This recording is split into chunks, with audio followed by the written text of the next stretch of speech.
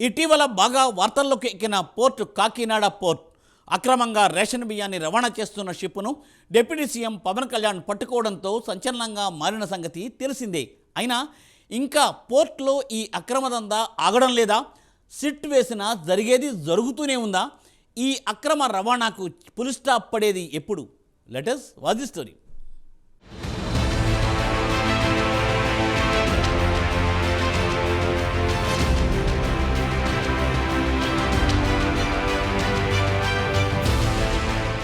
కాకినాడ పోర్టులో ఇంకా బియ్యం అక్రమ రవాణా జరుగుతుందా అంటే అవుననే వార్తలు వస్తున్నాయి.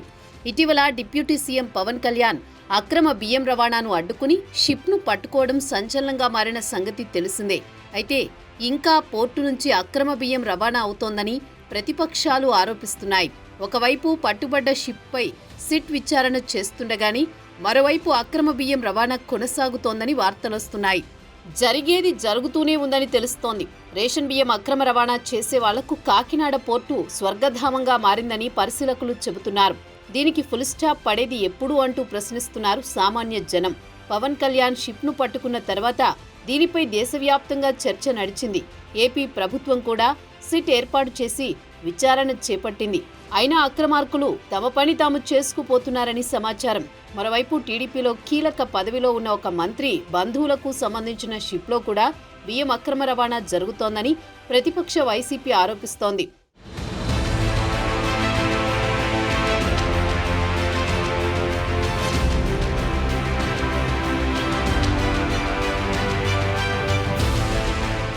మరోవైపు రేషన్ బియ్యం అక్రమ రవాణాపై దర్యాప్తునకు నియమించిన సిట్లో 3 డీఎస్పీలపై ఆరోపణలు వెల్లువెత్తాయి.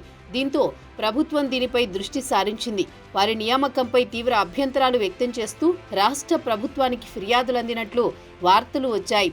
సిట్లో వారిని కొనసాగిస్తే వాస్తవాలు బయటకు రావని ముఖ్యమంత్రి చంద్రబాబుకు కొంతమంది ఎమ్మెల్యేలు నేరుగా ఫిర్యాదులు చేసినట్లు తెలుస్తోంది. కూటమిలో అధికారంలోకి వచ్చిన వెంటనే పలు కారణాలతో పలువురు డీఎస్పీలను వీఆర్కు పంపింది. వీఆర్లో 3ను రేషన్ బియ్యం అక్రమ రవాణాపై దర్యాప్తునకు వేసిన సిట్లో నియమించింది. వీరి నియామకంపై పలు ఫిర్యాదులు వెల్లువెత్తడంతో వాళ్లను మార్చాలని ప్రభుత్వం నిర్ణయించింది.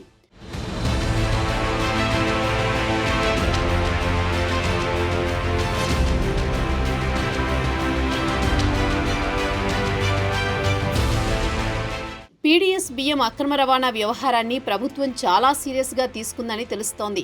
పీడీఎస్ బియ్యం స్మగ్లింగ్పై సమగ్ర విచారణ జరగాలనే ఉద్దేశంతో సిబిసిడిఐ దర్యాప్తునకు ప్రభుత్వం ఆదేశించింది. కూటమి ప్రభుత్వం ఏర్పాటైన తర్వాత ఇప్పటి వరకు 1066 కేసులు నమోదు చేసి 62,000 మెట్రిక్ టన్నుల బియ్యాన్ని స్వాధీనం చేసుకున్నట్లు అధికార వర్గాలు వెల్లడించాయి. సీజ్ చేసిన బియ్యం విలువ బహిరంగ మార్కెట్లో 240 కోట్లు ఉందంటున్నారు. అయినా వాళ్లు చేస్తున్న దందాలో అది చాలా తక్కువ శాతమని తెలుస్తోంది. ఒక్క కాకినాడ పోర్టు నుంచే గత 3 ఏళ్లలో 1,31,00,000 మెట్రిక్ టన్నుల బియ్యం విదేశాలకు తరలిపోయిందని తెలుస్తోంది. కాకినాడ పోర్టును స్మగ్లింగ్ డెన్గా ఏర్పాటు చేసుకుని రాష్ట్రానికి ప్రజలకు నష్టం కలిగించే విధంగా వైసీపీ పాలనలో దోచేసుకున్నారని కూటమి నేతలు అంటున్నారు. దీంతో రాష్ట్రంలో జరుగుతున్న పీడీఎస్ కేసులు స్మగ్లింగ్ పైన సమగ్ర విచారణ జరగాలనే ఉద్దేశంలో సిబిసిఐడికి దీనిని అప్పగించారని తెలుస్తోంది. ధాన్యం కొనుగోలు లేదా పీడీఎస్ బియ్యం అక్రమ రవాణా ఏదైనా కావచ్చు, ప్రభుత్వం ఇచ్చిన ఆదేశాలను తూచా తప్పకుండా పాటించాలని రైస్ మిల్లర్ల యాజమాన్యాలను ఈ సందర్భంగా ప్రభుత్వం కోరింది. అయినా ఈ అక్రమ బియ్యం రవాణాకు ఎప్పుడు చెక్ పడుతుందో మరి.